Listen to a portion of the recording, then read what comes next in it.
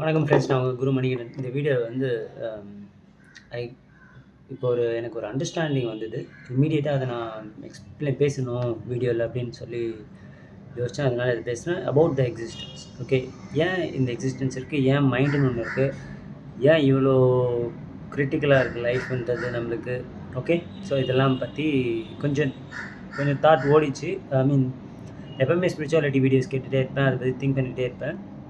So அதில் வந்து இப்போது எனக்கு வந்த latest understanding about mind and existence. அதனால் அதை பற்றி நான் பேச போகிறேன். லாஜிக்கலாக இருந்தால் எடுத்துக்கோங்க, இல்லைன்னா விட்டுடலாம். Okay, so it's not fully my understanding. என்னோடய தாட் மட்டும் இல்லை, ஸ்பிரிச்சுவாலிட்டிலேருந்து உபநிஷத்துலேருந்து எல்லாத்தையுமே எல்லோரும் பேசுனது. என்னோட அண்டர்ஸ்டாண்டிங் கொஞ்சம் வேறு மாதிரி டிஃப்ரெண்ட்டாக இருக்குது. ஓரளவுக்கு ரொம்ப இல்லாத அதோட ஒட்டின மாதிரி தான் இருக்கும். பட் இந்த மாதிரி அண்டர்ஸ்டாண்டிங் வர நம்மளுக்கு வந்து லைஃப் ரொம்ப ஈஸியாகும். அதுக்கு தான் இதை நான் எக்ஸ்பிளைன் பண்ணுறேன் உங்களுக்கு. Please watch. If you don't like it you can leave the video any time. So இப்போது எக்ஸிஸ்டன்ஸ்னு ஒன்று இருக்கு இல்லையா, ஏற்கனவே ஒரு வீடியோ கூட இதை லைட்டாக எக்ஸ்பிளைன் பண்ணியிருப்பேன். அதாவது மைண்டுன்றது இருக்கிறதுனால தான் இந்த வேர்ல்டுன்றது இருக்குது. கோமா ஸ்டேட் போயிட்டோம் அப்படின்னா நம்ம வேர்ல்டே இருக்காது அப்படின்றத பற்றிலாம் பேசியிருக்கோம் இல்லையா. ஸோ இப்போ வந்து என்னன்னா, இந்த உலகம், இந்த எக்ஸிஸ்டன்ஸ் எல்லாமே இருக்கிறது வந்து எதனால் இருக்குது அப்படின்னா நம்மளோட மைண்டால் தான். Okay, so if there is no mind there is no existence. Okay, so எக்ஸிஸ்டன்ஸுன்றது எப்படி இருக்கும் அப்படின்னா it will be just the plain consciousness மட்டும்தான் இருக்கும். அதாவது ஒரு கடல் இருக்குது, கடல் அலை வந்துக்கிட்டே இருக்குது.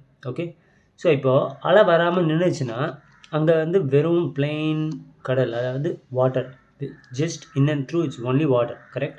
ஸோ இந்த மாதிரி நம்ம மைண்டில் வந்து வேவ்ஸ் இல்லாமல் இருந்துச்சுன்னா, மைண்டே வேவ் தான். Okay, energy wave.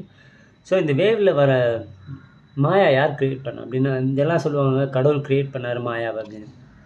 ஸோ இந்த மைண்டு நம்ம மைண்டுன்றது அதுவே க்ரியேட் ஆகிருக்கு. பட் அதுலேருந்து நம்மளாக வந்து க்ரியேட் பண்ணுற தாட்ஸ் தான் வந்து மாயா.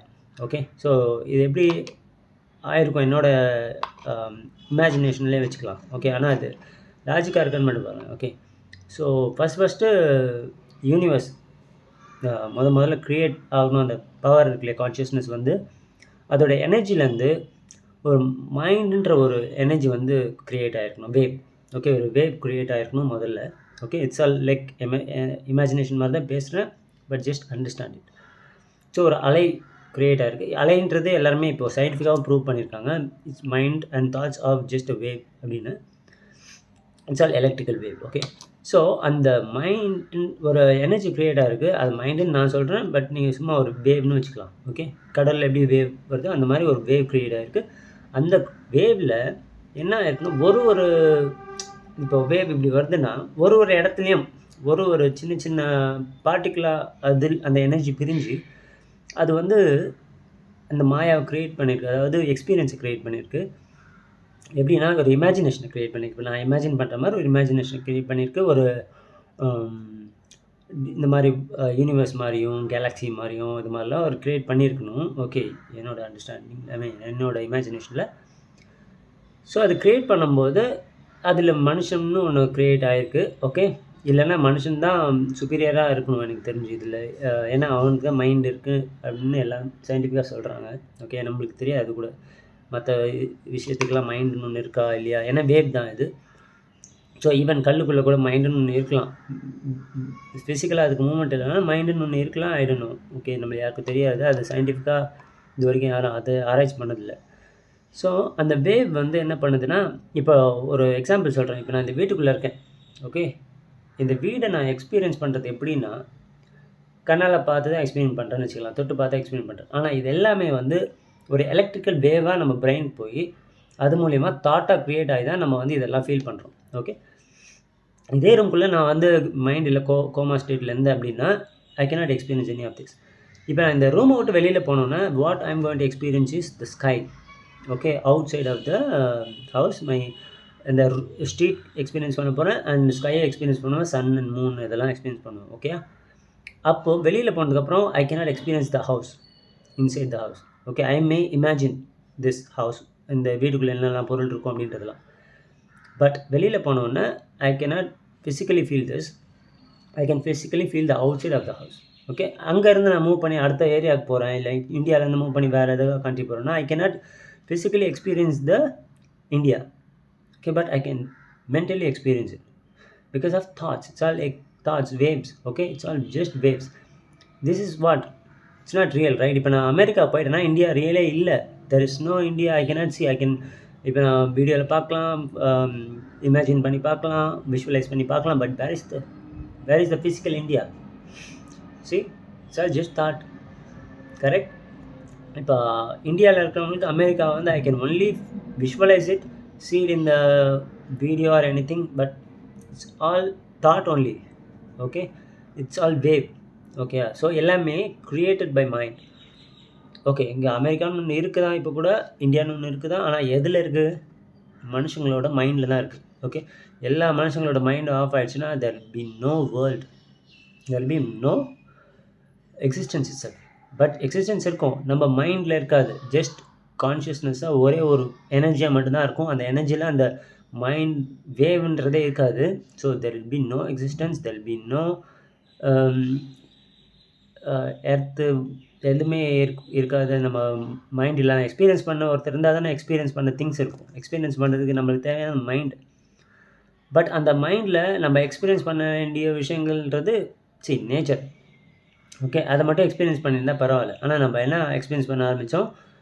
தேவையில்லாத பிரச்சனைகளை எக்ஸ்பீரியன்ஸ் பண்ண ஆரம்பிச்சிட்டோம். ஓகே, வாழ்க்கை, வீடு, குடும்பம், அது இதுன்னு. ஸோ இப்போது ஒரு குழந்தை பிறக்கும்போது, இதுவும் வரைக்கும் நான் எக்ஸ்பிளைன் பண்ணியிருக்கேன். ஒரு குழந்தை பிறக்கும்போது இப்போ நான் எப்படி கடல் சொன்னேனோ, ஒரு கடலோ இல்லை குளமோ வச்சுக்கலாம். ஓகே, குட்டையோ, அது வந்து பிறக்கும்போது அந்த மாதிரி பிளெயினாக இருக்குது. அங்கே அந்த வேவே இல்லாமல் மைண்ட் இருக்குது. அதில் பேரண்ட்ஸ் நம்ம வந்து அந்த ஈகோ க்ரியேட் பண்ணுறதுக்கு ஒரு கல்லை போடுறாங்க. ஓகே, நீ ஒரு ஆம்பளை பையன், நீ ஒரு பேர் இது, நீ இதெல்லாம் படிக்கணும், அது இதுன்னு சொல்லி சின்ன சின்ன கல்லாக போடுறாங்க. அப்படியே அது கல் போட்டானாவும் ரிப்பிள்ஸ் வரும் இல்லையா? ஸோ அங்கே வேவ்ஸ் ஃபார்ம் ஆகும். அந்த வேவ்ஸ் வந்து நிற்கிறதுக்கு டைமே கொடுக்கல. நம்ம சின்ன வயசுலேருந்து சாவர வரைக்கும் we are not giving time to stop the wave. என்ன பண்ணுறோம்? முதல்ல வீட்டுக்குள்ளே இருக்கும்போது விளாடும்போது சின்ன அம்மா, அப்பா, சொந்தக்காரங்க சில பேர் பக்கத்தில் இருக்கிறவங்க வந்து வேவ்ஸை போட்டுகிட்டே இருந்தாங்க. கல் போட்டு வேவ்ஸ் வர வச்சுட்டே இருந்தாங்க. அப்புறம் வெளியில் போனால், ஸ்கூலுக்கு போனால் அங்கே 40 பேர் இருக்காங்க. ஓகே, 40 பசங்க, குட்டி பசங்க. அவங்க பேரண்ட்ஸ் போட்ட கல்லெல்லாம் அவங்க மைண்டில் ஓடிட்டே இருக்குது. அவங்க வந்து நம்மக்கிட்ட கல்லை ஏறிடுறாங்க. இன்னும் கொஞ்சம் எக்ஸ்ட்ரா வேவ்ஸ் வருது நம்ம மைண்டில். ஓகே, டீச்சர்ஸ் கொஞ்சம் கல் போடுவாங்க, எக்ஸ்ட்ரா வேவ்ஸ். ரோட்டில் போகும்போது ஆளுங்கள்லாம் ஒரு கல்லை போடுவாங்க, எக்ஸ்ட்ரா வேவ்ஸ். ஓகே, அவங்க போடுறாங்களோ இல்லையோ நம்ம அப்சர்வ் பண்ண ஆரம்பிச்சிடும் அடுத்தது. ஏன்னா ஏற்கனவே சில தாட்ஸ்லாம் நம்ம மைண்டில் போட்டாங்க. நீ ஆம்பளை பையன், நீ பொம்பளை பொண்ணு, இப்படி தான் இருக்கணும், இப்படி தான் இருக்கணும், உலகம்னா இப்படி இருக்கும், பயங்கரமான இடம் உலகன்றது, பியூட்டிஃபுல்லான இடம், ஒருத்தர் சில மாற்றி பேசுவாங்களே, இதெல்லாம் வேவ்ஸை க்ரியேட் பண்ணிகிட்டே இருக்கும். ஸோ இவங்களே க்ரியேட் பண்ண இவங்களா கல்லை போட ஆரம்பிப்பாங்க அந்த மைண்டுன்ற இதில் குளத்தில். எப்படி போடுவாங்க? ஒரு விஷயத்தை பார்த்தோன்னா they will get their own perception, put the stone, waves ஆரம்பிக்கும். அடுத்தது ஒரு விஷயத்தை பார்க்கும்போது, இப்போ கண்ணை மூடி தூங்கிட்டு இருக்கும்போது மட்டும்தான், தூங்கும்போதுனா டீப் ஸ்லீப்பில் இருக்கும்போது மட்டும்தான் நம்ம வந்து எந்த கல்லும் போடாமல் தெளிவாக இருக்குது மைண்ட். ஏன்னா அந்த டைமில் அந்த ரியல் கான்ஷியஸ்னஸ்ன்ற எனர்ஜி மட்டும்தான் இருக்குது. அதுதான் கடவுள். ஓகே, கண்ணை முழிச்ச உடனே அந்த மைண்ட் டோக்குன்னு விழிக்குது. விழிச்ச உடனே அங்கே அலைகள், அங்கே ஆல்ரெடி அலையில் அங்கே சூறாவளி அடிச்சிட்டு இருக்காங்க. அங்கே எல்லாரோட மைண்ட்லேயுமே சுனாமி அடிச்சுக்கிட்டு இருக்குது. சின்ன அலை கூட இல்லை. ஓகே, காலையில் எழுந்தோன்னு நைட் வரைக்கும் நம்ம என்னெல்லாம் பண்ணோம், இன்றைக்கி இல்லை, அடுத்த 20 வருஷத்துக்கு அப்புறமா நம்ம என்ன பண்ண வேண்டியது இருக்குது, 20 வருஷத்துக்கு முன்னாடி என்ன பண்ணோம், என்னெல்லாம் நடந்துச்சு. ஸோ அத்தனை வேவ்ஸையும் நம்ம போட்டு நாசம் பண்ணுறோம் அந்த இது தாட்ன்ற வேவ்ஸு. ஸோ இந்த வேவை, அதுதான் இந்த வேவ் ஸ்டாப் பண்ணால் தான், அதுதான் ஸ்பிரிச்சுவாலிட்டியில் சொல்கிறது என்னென்னா, மெடிடேஷன் பண்ணி ஸ்டாப் பண்ணல சொல்கிறது தாட்ஸை. தாட்ஸ் ஸ்டாப் பண்ணால் என்ன ஆகுது? there will be no wave. வெறும் குளம், வெறும் தண்ணின்றது என்னது? கடவுள். அதாவது டு எக்ஸ்பிளைன், ஓகே, வாட்டர், அலை இல்லைனா எப்படி வெறும் தண்ணி மட்டும் இருக்குமோ, இங்கே மைண்டில் வேவ்ஸ் இல்லைன்னா there will be no experience about worldly stuff, worldly materials, but only the God.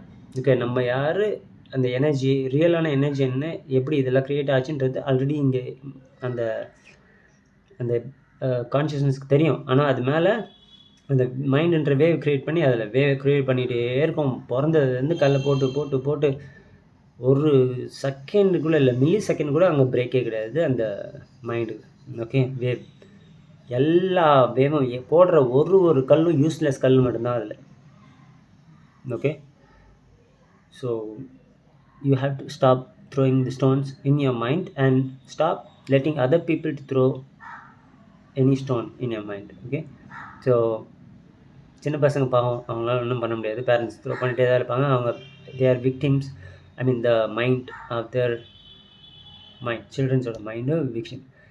So அவங்களால they cannot protect themselves from the parents or any other people who is throwing the stones, unnecessary unwanted stones. Okay, so at least கொஞ்சம் வளர ஆரம்பித்தோன்னே, கொஞ்சம் வாழ்க்கை என்ன புரிய ஆரம்பித்தோன்னே, they should understand what's happening and why the sufferings are happening.